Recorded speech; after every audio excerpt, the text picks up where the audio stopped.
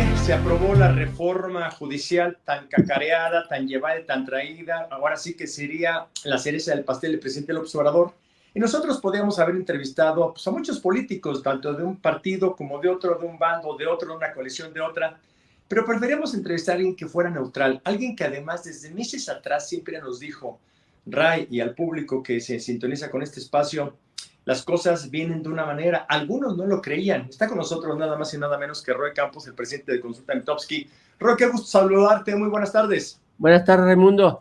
Y efectivamente hay muchos enfoques con los que podemos analizar la reforma, ¿no? Pero pasó.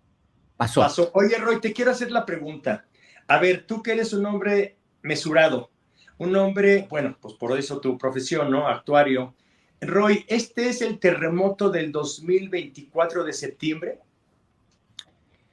A ver, te lo voy a poner de otra manera. Para López Obrador, triunfos políticos tiene 3. Haber ganado en el 18, haber ganado con Claudia Sheinbaum en el 24 y haber reformado al Poder Judicial.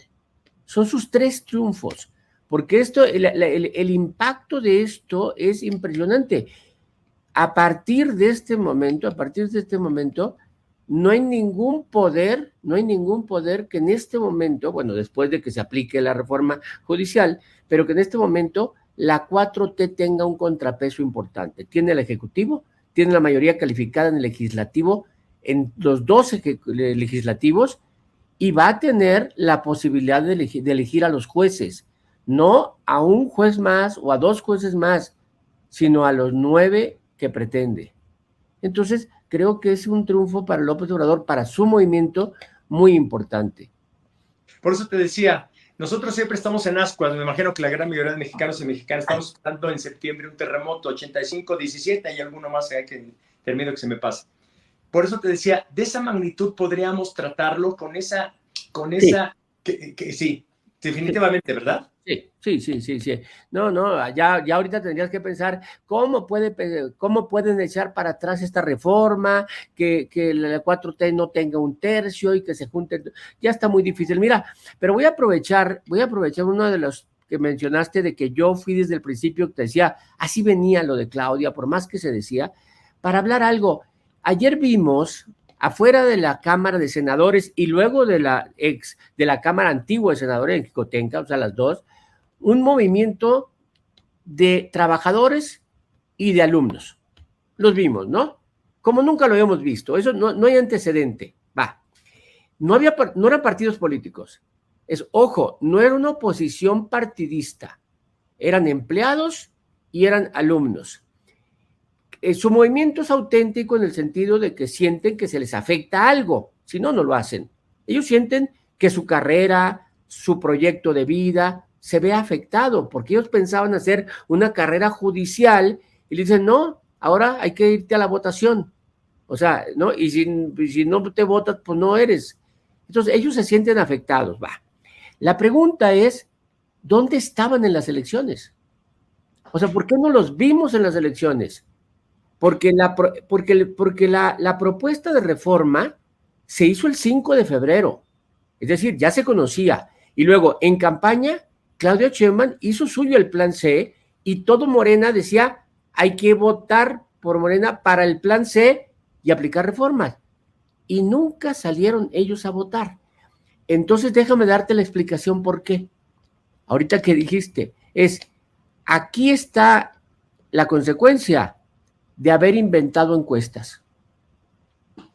O sea, cuando inventan encuestas para decir, no, la cosa está cerrada, entonces esta gente se confió y dijo, no, es muy poca posibilidad de que logre la mayoría calificada.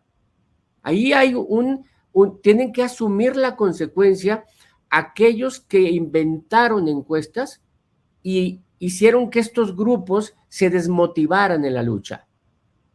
O se confiaran. Oye, déjame interrumpirte. Te voy a decir algo y además son 2 personajes en este momento. Uno de ellos lo conoces bastante y además tienes comunicación muy seguido. Y te voy a decir textual. ¿Sabes qué me dijo? Oye, así textual. Oye, este pinche Roy se me hace que ya se sumó con ellos. Palabras textuales, no te digo porque... No, lo sé. ¿Y sabes qué? Y yo le dije, oye, dice, se me hace que al pinche Roy ya le llegaron al precio. ¿Y sabes qué le dije? Le digo, oye, y si el pinche Roy le pega, fueron palabras mías, le digo, entonces no va a ser pinche Roy, va a ser pinche sotototote Roy, aguas, porque él no está cacaraqueando, no está cantando, está dando cifras y números, y no es la primera elección, son muchas. Y mira lo que acabas de decir, la mentira de las encuestas, y luego tocaste otra pregunta que te iba a hacer y tienes toda la razón. Roy, alguien debe de ser el culpable de esto que está pasando. Primero que nada, el culpable es López Obrador porque fue astuto, inteligente, visionario, calculador, frío, pragmático y además, si hiciéramos un porcentaje de eficiencia, le pondríamos el 100% de eficiencia, infalible. En la parte política, ¿no? En la parte política, correcto. En la parte política, sí. Pero del otro lado, se dieron esos momentos como es la contienda entre David y Goliat, cuando tienes lo peor de la oposición. Oye, Alejandro Moreno, lo más seguro es que deje de ser presidente del PRI. Marco Cortés, ¿dónde está? Bueno, el PRD ya ni existe. O sea, se dieron las cosas de tal manera, como bien decías, la misma ministra Norma Piña, teniendo cuando estaba en la legislatura anterior, hubieran lanzado, puesto leyes modificadas. No, se fiaron, se confiaron. Torpes unos, por no decir que idiotas, y digo que pendejos, creo que me quedo corto, Roy, pero además súper astuto el otro, le salió el colmillo como lo traía, ahora sí que se quitó el disfraz de oveja y salió el verdadero lobo que es en la política. ¿Estás de acuerdo conmigo, Roy? Totalmente, ¿no? Le dices culpable, pues él es responsable de haber logrado lo que quería, ¿no? Y lo fue tejiendo. De hecho, fíjate, esto que dices, yo le llamé la tormenta perfecta. Todo estaba hecho para ganar.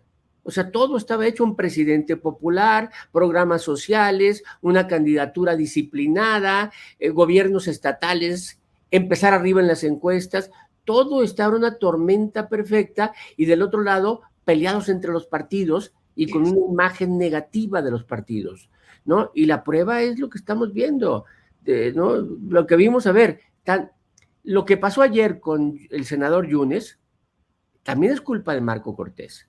Totalmente. O sea, él lo eligió. Sí. Y entonces, si va a elegir a senadores vulnerables, pues ahí está la vulnerabilidad, ¿no? O sea, ahí está. Entonces, si no hubiera sido Yunes, hubiera sido otro. O sea, alguna vez dudamos de que iba a conseguir la mayoría calificada. Para mí la única sorpresa es que viniera del PAN y no del PRI, el senador 86. Así es, totalmente de acuerdo contigo. Totalmente de acuerdo contigo. Roy, otro tema importante. Tu número siempre diste a López Obrador arriba en las encuestas. Sí. ¿Cómo empezó y cómo terminó, Roy?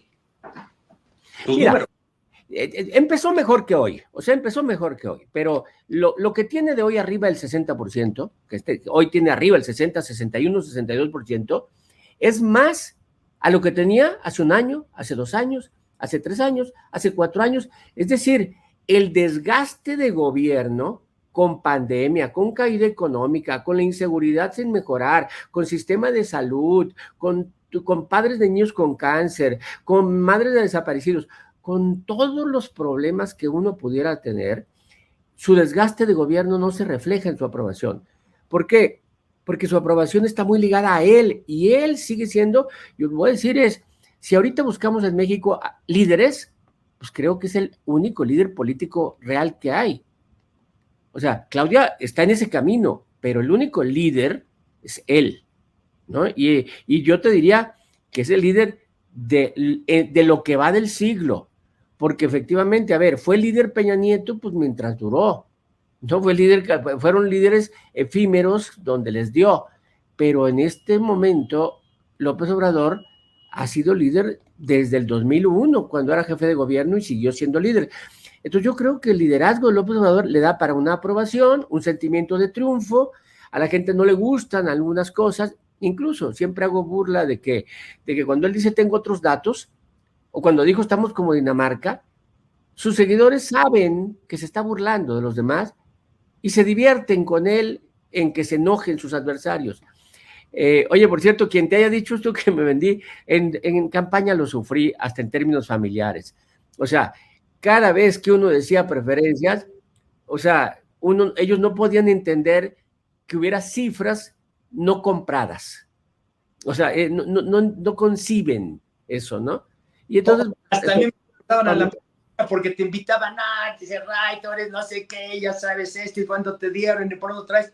Digo, la verdad, Roy, te voy a hacer una pregunta. Haz de cuenta que tienes a estos estudiantes sí, de todas las escuelas y todo, y le hablan a Roy Campos y le dicen, oye, Roy, dinos nada más, danos 2 explicaciones. Ahí te va la primera.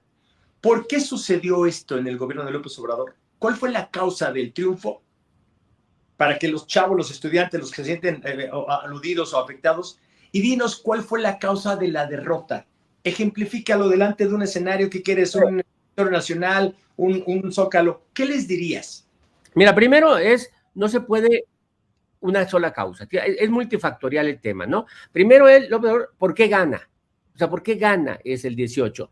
Porque además, acordémonos que tomó Reforma, llegó a ser el político más odiado del país después de la toma de Reforma, y fue construyendo, se construyó un personaje, y llegó al 18 con un deterioro de la imagen de los partidos políticos existentes.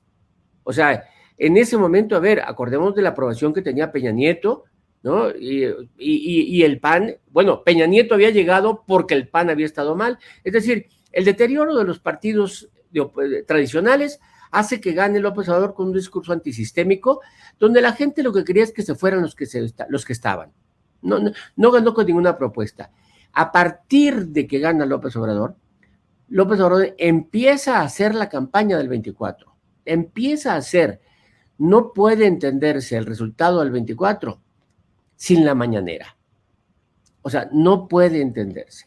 La mañanera fue un espacio de gobierno, de provocación, de comunicación permanente, de destrucción del enemigo, porque todos los días no hubo ninguna mañanera en donde no nos dijera no somos iguales, el PRIAN, los corruptos, García Luna, todos los días en repetición.